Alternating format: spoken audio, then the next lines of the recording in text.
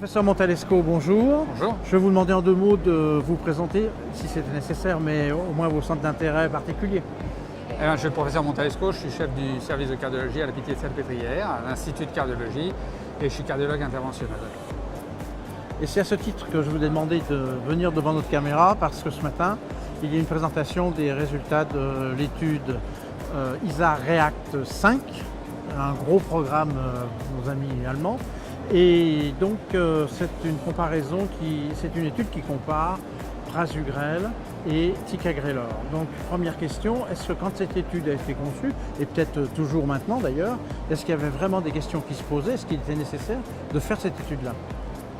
Alors, oui, je pense que c'est, pour répondre simplement, je pense que c'est utile d'avoir cette étude-là, parce que c'est la première étude véritablement taillée pour répondre à la question est-ce que dans la classe des inhibiteurs de P2Y12 de dernière génération, ticagrelor et prasugrel, tous les médicaments se valent, alors qu'on a eu des comparaisons pour ces médicaments toujours vis-à-vis d'un troisième joueur qui est le clopidogrel.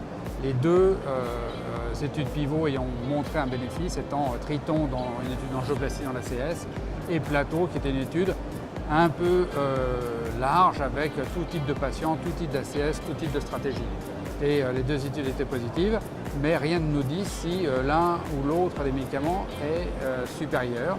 Et donc ça a été testé dans cette étude allemande, académique, large, suffisamment taillée et difficile à faire parce que ça a pris des années pour recruter les malades.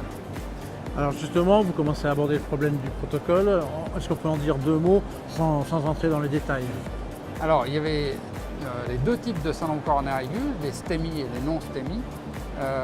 Les STEMI étaient randomisés pour l'un ou l'autre des médicaments et c'était donné dès que c'était possible dans les centres participants.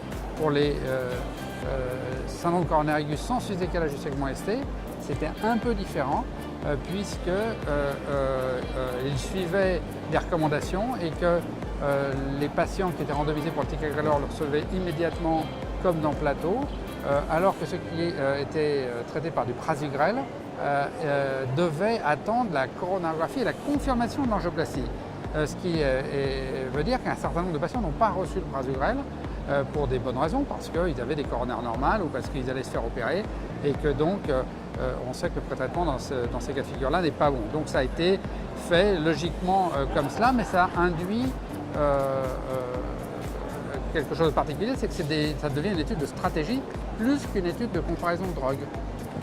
Et il va peut-être y avoir des analyses de sous-groupes qui vont nous montrer que certains patients n'auraient pas eu normalement le traitement tout de suite. Alors les analyses de sous-groupes seront intéressantes pour essayer d'expliquer les résultats qui sont quand même assez fascinants, puisque l'hypothèse de départ des investigateurs, c'était de dire, c'était l'esprit à l'époque, que le ticagrelor était supérieur au prasugrel parce que Plateau avait des très beaux résultats largement et que derrière Triton, il y avait eu une étude négative qui s'appelait Trilogie et que finalement ils ont trouvé l'inverse.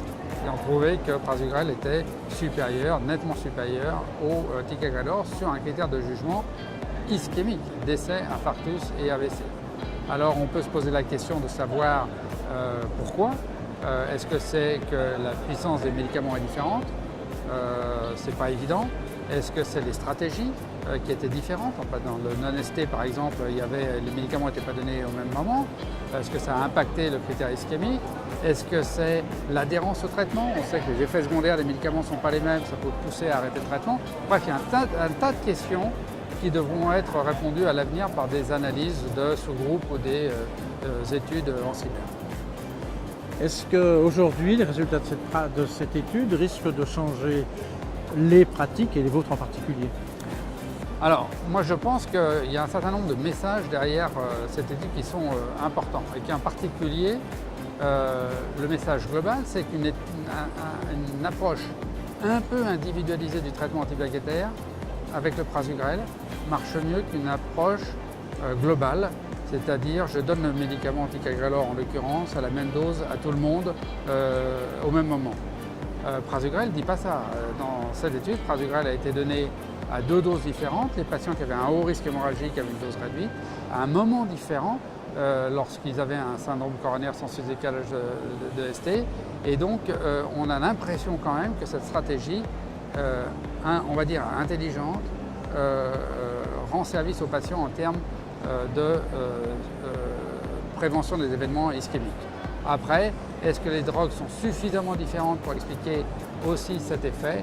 Difficile à dire. Rappelons quand même qu'il y a un agent qui est plus réversible, c'est le ticagrelor, qui se prend 2 fois par jour, qu'il y a des dyspnées avec le ticagrelor qu'on n'a pas avec le prasugrel. Tout ça a pu jouer sur la compliance au traitement et sur des trous de traitement chez les patients.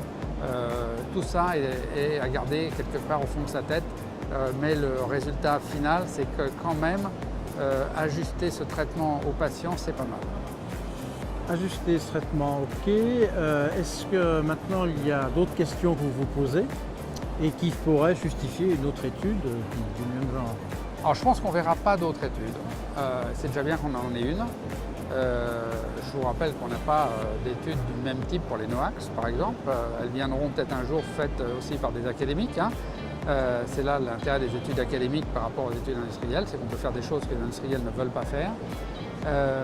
Donc je ne pense pas qu'on verra d'autres études, ce d'autant que le prasugrel est génériqué, y compris dans notre beau pays, pas depuis longtemps, mais c'est un fait, et que le ticagrelor va arriver aussi progressivement en bout de course, et que donc je ne suis pas sûr qu'on voit d'autres études, elles sont difficiles à faire ces études, donc il va falloir quand même se contenter de ce qu'on a.